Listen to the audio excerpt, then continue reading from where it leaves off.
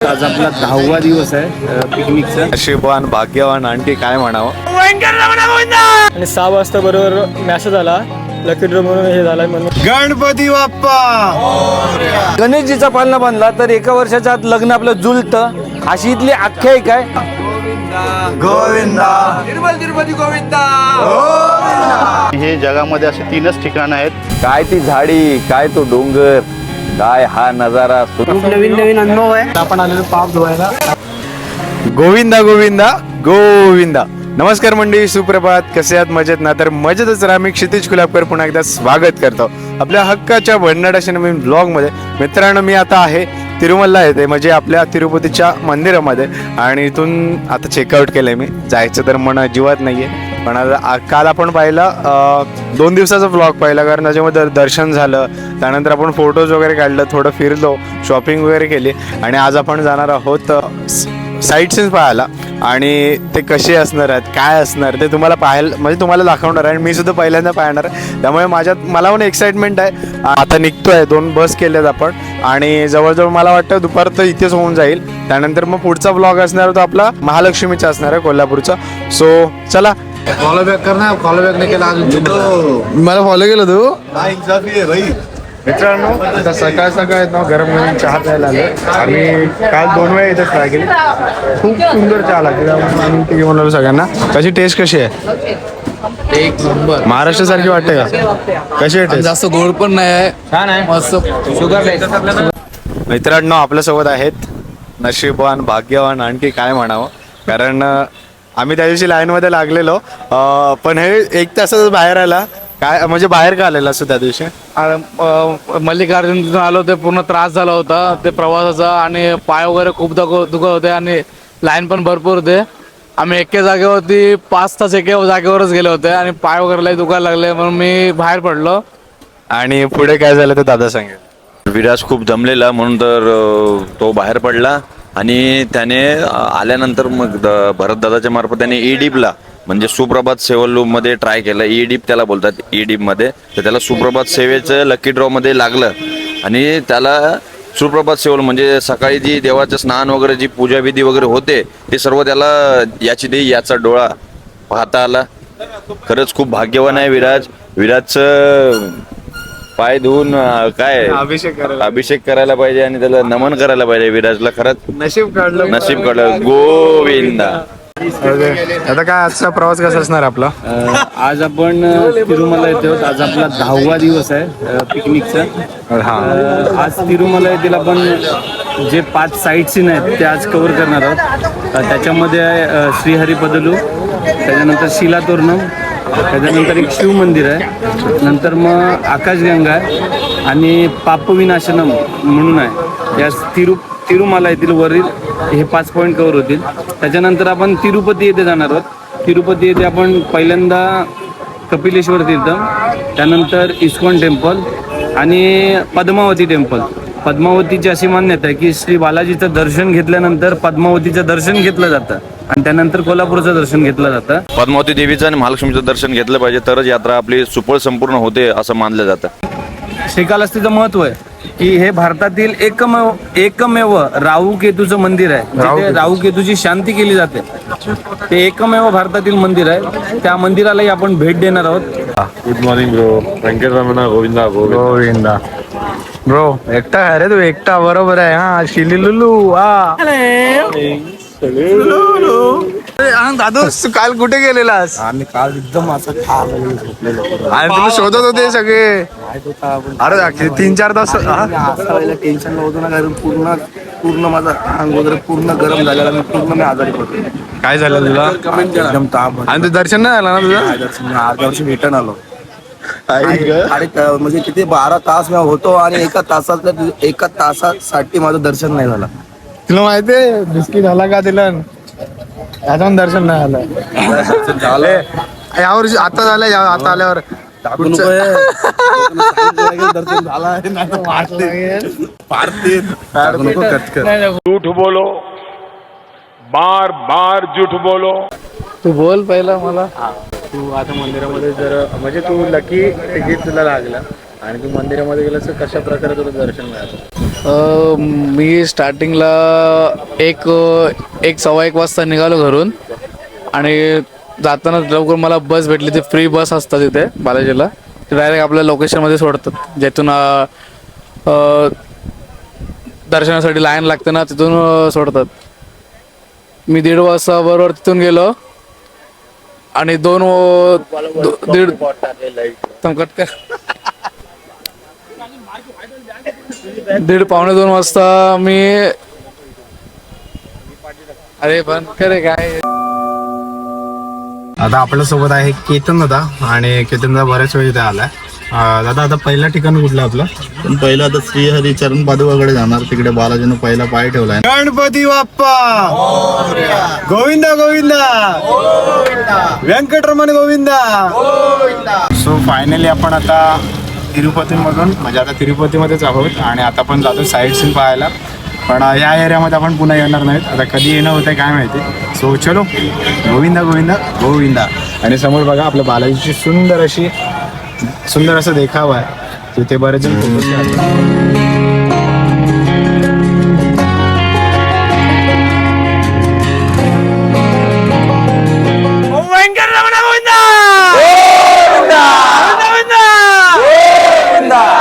मित्रांनो, आता आपण आलोय श्रीवरी पदलू. ह्याचं महत्व आहे की पृथ्वीतलावर श्री बालाजी भगवानने या ठिकाणी पहिलं पाऊल ठेवलं होतं. तर आपण ते पाहण्यासाठी थोड्याशा पायऱ्या चढाव्या लागतात. एक 200 पायऱ्या आहेत, त्या चढाव्या लागतात. त्याच्यानंतर श्रीवरी पदलूचं दर्शन होतं. पण इथली एक अजून एक म्हणजे एक आख्यायिका आहे किंवा महत्व आहे की या झाडाला जर आपण पाळणे बांधले, जर का आपण श्रीकृष्णाचा पाळणा बांधला तर एका वर्षाच्या आतमध्ये संतती प्राप्ती होते. आणि गणेशजीचा पाळणा बांधला तर एका वर्षाच्या आत लग्न आपलं जुलतं. अशी इथली आख्यायिका आहे. आपल्यासोबत आहे जतीन, आणि जतीन यावेळेस इथे पाळणा बांधणार आहे गणपतीचा आपल्या लग्नासाठी. दादा मी खरंच भाग्यवान आहे ते मी पहिल्यांदा आलो इथे. मला का माहिती नव्हता. बोल बोल पहिल्यांदा आलो. बोल हाय हसू नको रे. हसताय. बरोबर बोललो होतो. तर मी पहिल्यांदा आलो. माझा ह्या वर्षीचा ट्रिपचा पहिलाच वर्ष आहे. आता मी पाळणा बांधूनच जाणार तो पाळणा. कशासाठी? आणि पुढच्या वर्षी बांधेल तो जोड्यासहित पाळणा संतती प्राप्तीसाठी. या वर्षी बांधणार आहे गणेशजीचा लग्नासाठी. तर मी अशी अपेक्षा करतो बालाजी भगवानला की या वर्षी पाळणा बांधल्यावर पुढल्या वर्षी नक्कीच दुसरा पाळणा बांधण्यासाठी जोड्याने यावा, ही प्रार्थना. आम्ही जेव्हा दुसऱ्या वर्षी आलो होतो तेव्हा आमच्यातल्या एकाने या ठिकाणी एकाच वेळी 2 पाळण्या बांधल्या होते. पण बालाजी भगवानचा आशीर्वाद बघा, एकाच वर्षी त्याचं लग्न होऊन वर्षाच्या आतमध्ये त्याला मुलगा झालाय. म्हणजे एका वर्षात 2ही गोष्टी त्याच्या पूर्ण झाल्या. गोविंदा गोविंदा गोविंदा गोविंदा गोविंदा गोविंदा गोविंदा गोविंदा गोविंदा. मित्रांनो, आता आपण आलेलो चरण पादुकेजवळ आणि इथून बालाजीचं म्हणजे मंदिर आहे ते क्लिअरली दिसतं.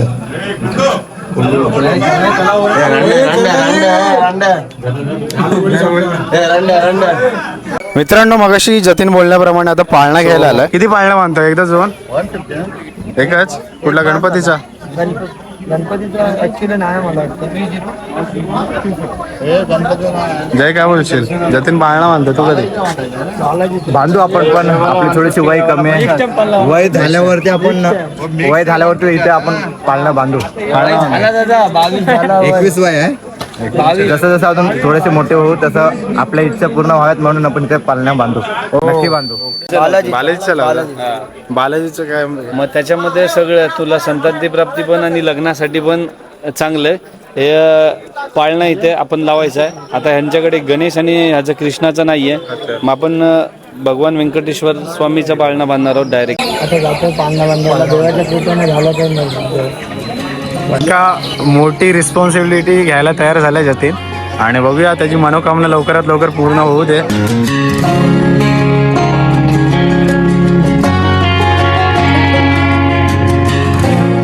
मित्रांनो, पाळणा बांधणं म्हणजे एक अशी मजेची गोष्ट वगैरे काही नाही, ती एक जबाबदारीची गोष्ट आहे. आणि त्याला विचारूयात की त्याला असं का वाटलं की बांधावं. मला असं वाटलं की दादाने सांगितलं असं पाळणं वगैरे बांधलं की घरचं पण चांगलं होते. मी असंच बांधलंय. माझं पण लग्न व्हायला पाहिजे माझी इच्छा. आता आपण गेलेलो बालाजींच्या चरण पादुकाचं दर्शन घेण्यासाठी. पायऱ्या चढल्यावर चरण पादुकांचं दर्शन घेतलंच तेव्हा मनाला खूप शांती मिळालीच, पण त्यासमोरून जो नजारा होता म्हणजे समोर आपल्याला साक्षात तिथून विष्णुदेव म्हणजेच बालाजी व्यंकटेश्वर हे आपल्याला दर्शन देत होते. म्हणजे कळस दर्शन सुद्धा झालं, तिथून मंदिर क्लिअरली दिसत होतं आणि एक मनाला एक वेगळी शांतता मिळाली, कारण आपण तिथूनच आलेलो परत इथे डोंगरावर आलेलो आणि आता इथून परत चाललोय. आता दुसऱ्या ठिकाण जातं. आता दुसरं ठिकाण कुठलं आपलं? शिलातोरणम. ओके, सो चला आता शिलातोरणमला जाऊया. आता आपण आलो शिला तोरणम मध्ये. जवळजवळ ही शिला 250 कोटी वर्षापूर्वीचे आहेत असं मानले जाते. आणि हे जगामध्ये असे 3च ठिकाणं आहेत, इंग्लंडमध्ये आणि युटा अमेरिका आणि इंडियामध्ये. एशियामध्ये भूगर्भ स्मारकमध्ये हे मोडले जाते. आता आपण आहोत नॅचरल स्टोन आर्ट्समध्ये. हे जगातील फक्त 3 ठिकाणीच पाहायला मिळतं आणि हे कशापासून बनलं ते मी सांगतो. वारा आणि पाण्याच्या प्रवाहापासून हे आर्टिफिशियल नाही तर नॅचरली बनलंय. माझ्यासमोर तुम्ही पाहू शकता.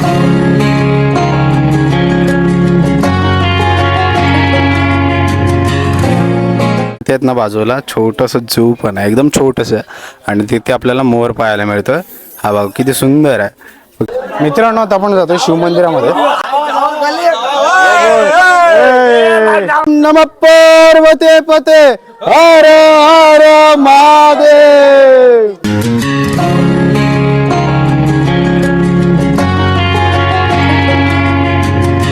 काय ती झाडी, काय तो डोंगर, काय हा नजारा सुंदर असा शिलातोरम मधला, सगळा एकदम ओके मध्ये. I will give you my mobile for blogging for next 1 hour. Are you ready? Want to be ready. Yeah, bro. Are you ready? Yes. So take this and make more videos. How the taste? Very authentic. Oh, I will try this. मित्रांनो आता आपण आलेलो आहोत श्री वेणुगोपाल मंदिरामधून आणि भगवान श्रीकृष्णाची खूप सुंदर अशी मूर्ती होती. देखणे आणि फक्त बघत राहावं असंच वाटत होतं. आणि त्यांची जी आपण म्हणतो ना, तो गंध असो, टिक्का असो, टिकळी असते, ती हुबेहूब म्हणजे तिरुपती बालाजींसारखी वाटत होते. आणि मूर्ती तर काळ्या पाषाणात असल्यामुळे ती आणखी उठून दिसत होती. खूप छान वाटलं मनाला. आणि बाहेर एक बाबा बसलेले हनुमान मंदिराच्या, म्हणजे हनुमानाचं छोटंसं मंदिर होतं आणि ते थोडंसं म्हणजे मोराच्या पंखांचं असं अंगावरून फिरवून काय करत मला एक्झॅक्टली कळलं नाही, पण मला वाटतं की आपल्या अंगामध्ये जी वाईट शक्ती किंवा वाईट विचार आहेत ते मारुतीरायाच्या चरणी असं ठेवत असेल. आता पण आलेलो आहोत आकाशगंगेचं दर्शन घेण्यासाठी.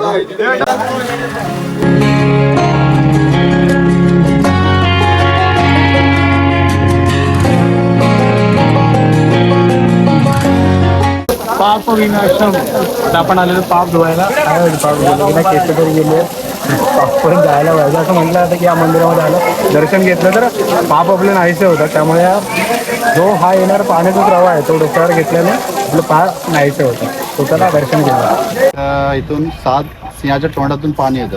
पहिला तिकडे झरा होता, तर ते पाणी नियंत्रित ठेवण्यासाठी मग ते धरण बांधलं आहे. त्या धरणाचं पाणी नियंत्रित करून तो 7 सिंहाच्या तोंडाच्या हातून दिला जातो. तर पाणी आपण अंगावर घेतला तर असे स्कंद पुराणात लिहिलं गेलंय की आपल्या पापांना मोक्ष मिळतो.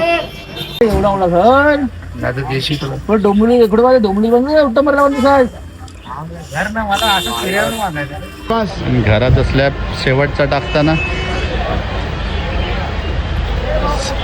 क्षितिजला सुद्धा भविष्यामध्ये घर बांधायचं आहे स्वतःचं, म्हणून तो इथे प्रार्थना करतोय की मला सुद्धा घर बांधायचं आहे.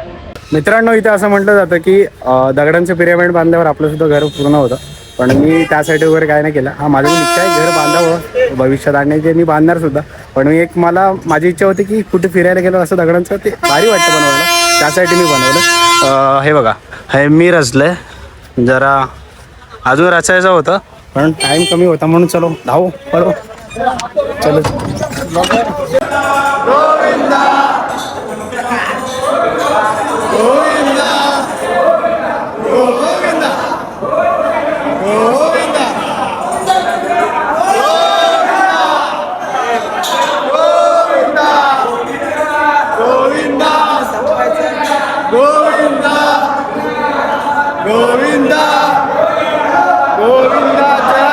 आपण आता जातोय जेवण्यासाठी.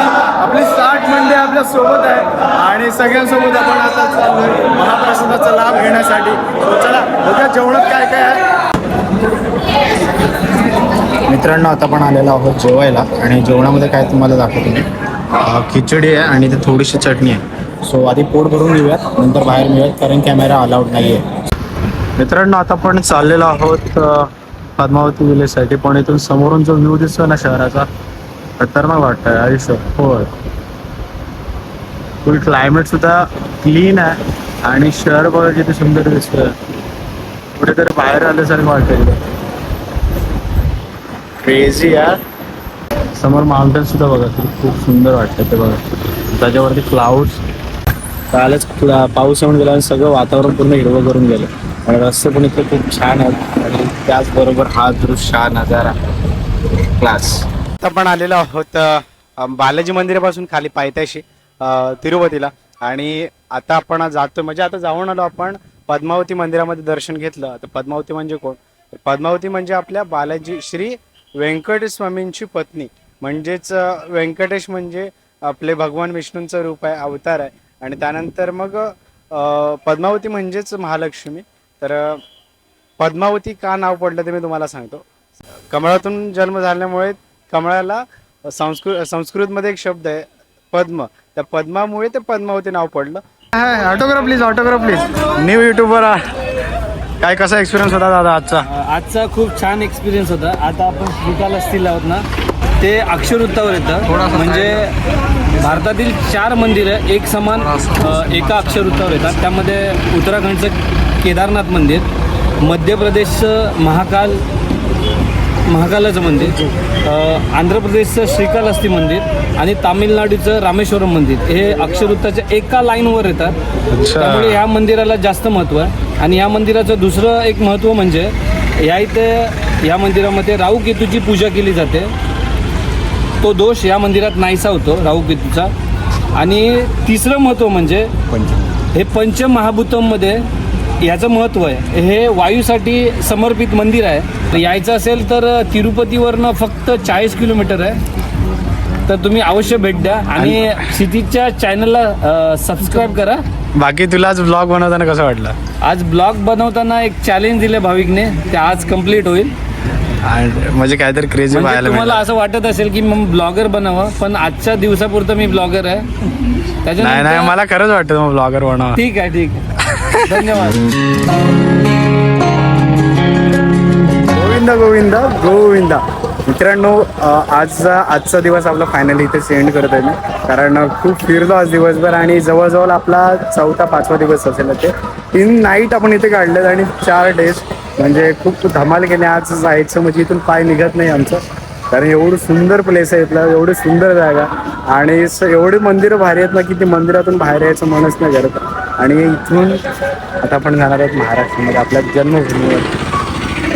इकडे जायची ओढ आहेच पण इथून पाय निघत नाहीत. आता सवय झाली असं वाटतं. पुढचा ब्लॉग फक्त स्पेशली ट्रॅव्हलिंगचा असणार आहे. त्यामध्ये म्हणजे खूप मजा करणार आहोत आपण, खूप मजा करणार आहोत. सगळ्यांशी बोलणार आहोत. आत्तापर्यंतचा प्रवास आणि खूप धमाल होणार आहे. सो आत्तापर्यंतचा ब्लॉग कसा होता नक्कीच कमेंटमध्ये सांगा. व्हिडिओ आवडला असेल लाईक करा, सबस्क्राईब करा आणि शेअर करायला विसरू नका. तोपर्यंत मिळत असंच काही खास ब्लॉगमध्ये आणि घेतो रजा. Tata bye bye. Ganpati Bappa मोरया. गोविंदा गोविंदा गोविंदा.